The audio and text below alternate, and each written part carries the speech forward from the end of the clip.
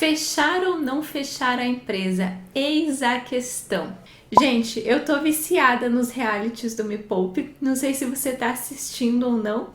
Se você não estiver assistindo, eu recomendo que você assista. E se você é empreendedor, principalmente de microempresa, né? Principalmente se você tem aí uma microempresa, eu recomendo muito que você assista esse último episódio que foi ao ar nessa segunda-feira. Se por acaso você não conhece, não sabe do que eu estou falando, é um reality que vai ao ar na Band toda segunda-feira. E a Natália Arcuri, que é a apresentadora, né, e a idealizadora, ela também disponibiliza no canal dela, o Me Poupe. Eu vou deixar o link desse último episódio aqui na descrição, que é o episódio que eu vou comentar agora. E por que eu tô falando dele? Seguinte... brevemente, né, para você entender a história, nesse último episódio, o participante era um pequeno, um microempresário que tinha um bar e acumulou uma dívida de mais de 100 mil reais, juntando aí as dívidas da pessoa jurídica com as dívidas da pessoa física. E o que aconteceu? Ela deu várias metas para ele cumprir, metas de faturamento, né, durante aí um mês, que seria o desafio, né? Mas ele não conseguiu atingir as metas de faturamento. Então chegou a um determinado ponto que a sugestão, né, a orientação dela foi para que ele fechasse a empresa, para que ele fechasse o bar, fechasse o negócio dele. Por quê? Porque aquela empresa estava cada vez mais acumulando dívidas, né, e consequentemente dívidas para ele também. E no final das contas ele não quis ouvir o conselho da Nath e decidiu manter a empresa e, claro, acabou desistindo, né, da própria participação no programa. Então foi bem polêmico, foi bem interessante e se você não viu, né, mais uma vez eu sugiro que você assista. Mas vamos lá, o que eu queria comentar, né, sobre isso? Será que a Nath estava certa em falar para ele fechar a empresa? Será que ela estava errada? O que acontece? Eu trouxe esse tema aqui para o canal porque, gente, essa é uma realidade de muitos microempresários no Brasil. Por que eu tô falando microempresários e não apenas empresários? Enfim, saiu um estudo do Sebrae, o último estudo que teve aí da taxa de sobrevivência das empresas, e o estudo trouxe o seguinte: apenas 55% das microempresas sobrevivem até 2 anos. Das empresas de pequeno porte, 98% sobreviveram. O que é uma microempresa? A microempresa é aquela que tem um faturamento anual de até 360 mil reais. Já a empresa de pequeno porte vai de 360 mil reais até 4,8 milhões de reais por ano. E esse estudo foi muito interessante, por quê? Porque ele mostrou claramente a diferença na taxa de sobrevivência das microempresas e das empresas de pequeno porte em diante. O que acontece, gente? Muitas vezes a pessoa ela abre uma microempresa porque ela está desempregada, ou porque ela quer sair do emprego, não aguenta mais, ela tem N motivos para abrir. E aí, ela não faz todo um planejamento antes de abrir, ela não faz todo um estudo de viabilidade do negócio antes de abrir. Quando você pergunta para a pessoa, você sabe quando que você vai chegar no seu ponto de equilíbrio? Que mês que você planejou chegar no seu ponto de equilíbrio? Às vezes a pessoa não sabe nem o que significa isso. Às vezes as pessoas abrem muito assim também naquele lado emocional, motivacional, porque eu vou abrir empresa porque fulano abriu e deu certo, eu vou abrir também e tal. E basta garra, e basta motivação, e é por isso que às vezes eu me estresso tanto com esse negócio de empreendedorismo de palco e palestrante muito motivacional, enfim. Não que a gente não precise, né? Mas às vezes a gente precisa de um choque de realidade também.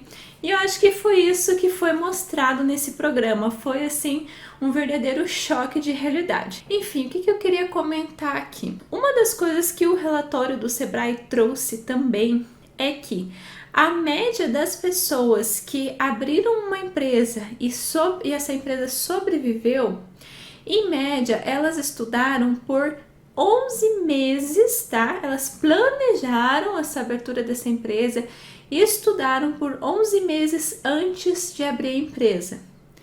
A média das pessoas que estudaram, planejaram antes de abrir a empresa, das que fecharam, foi de apenas 8 meses. Então já deu uma pequena diferença aí, né, no tempo do planejamento.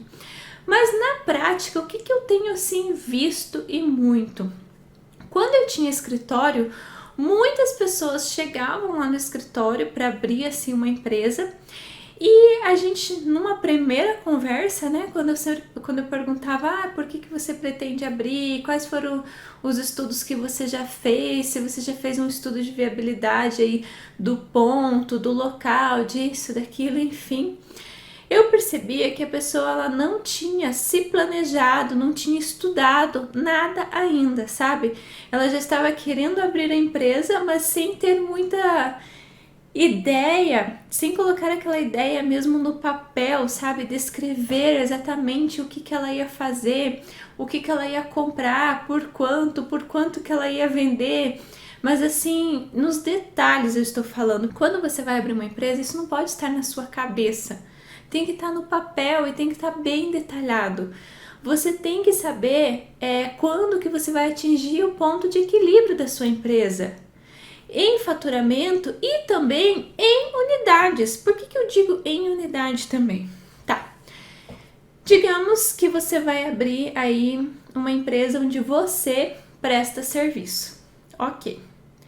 E aí você sabe que para você chegar no teu ponto de equilíbrio, digamos assim, que você vai abrir um pequeno escritório aí onde vai ser você e um funcionário, por exemplo, tá? Você vai prestar um serviço lá. E aí, para você chegar no ponto de equilíbrio, você tem que faturar por mês 20 mil reais. Ah, ok, eu acho que eu consigo vender meu serviço aqui, ali, tá? Eu vou conseguir faturar 20 mil reais. Só que a gente está falando de uma prestação de serviço. Uma prestação de serviço, se ela não é escalável, ela vai tomar o seu tempo. Então, a sua unidade, digamos assim, o seu produto, né, vai ser o seu tempo. E aí, dependendo do preço que você for vender esse tempo, as suas 8 horas por dia, de segunda a sexta, não vão ser o suficientes para faturar esses 20 mil reais, entendeu? Às vezes você até consegue vender o teu serviço, fazer vendas nesse montante, mas talvez você não vai conseguir entregar esse montante de serviço. Ou digamos que você vai produzir bolos para vender, você vai abrir uma pequena boleria lá na sua casa. Ok. Eu preciso faturar então 15 mil reais, eu vou vender bolo lá de casa e eu preciso faturar 15 mil reais para mim chegar no meu ponto de equilíbrio, ainda pagar meu salário e ter um pouquinho aí de lucro. Vamos dizer que é um ponto de equilíbrio econômico aqui, não contábil. Tá, ok. Mas para eu faturar esses 15 mil reais, eu consigo produzir as X unidades de bolo que vão me dar esse faturamento de 15 mil reais? Será que eu consigo? Ou eu precisaria aumentar o preço? E se aumentar o preço, vai ter mercado para isso? Entende? Então, é isso que eu gosto de chamar muita atenção antes de um empreendedor ir lá e sair abrindo o seu negócio.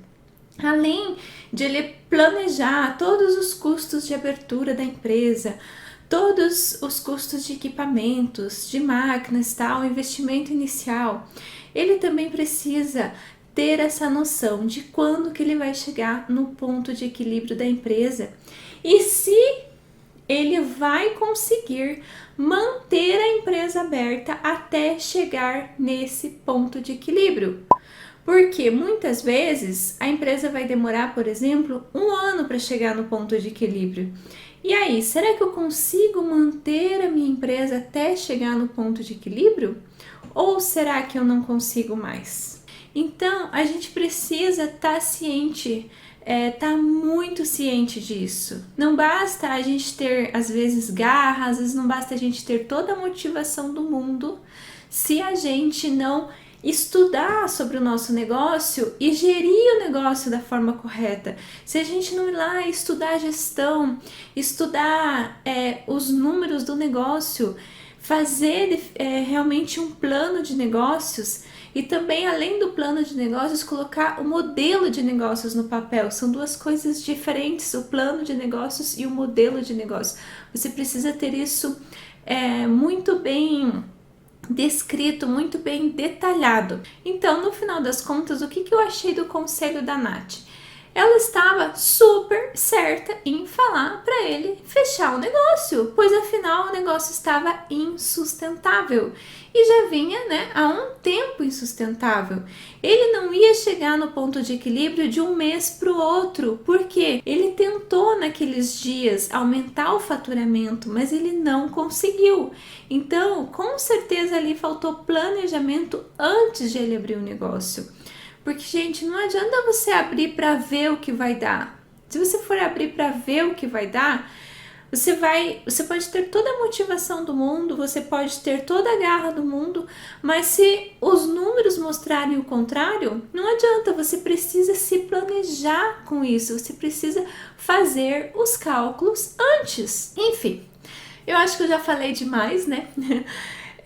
Se você quiser saber mais sobre esses assuntos aí que eu comentei, ponto de equilíbrio, plano de negócios, modelo de negócios, tem vídeo aqui no canal, vou deixar aqui na descrição.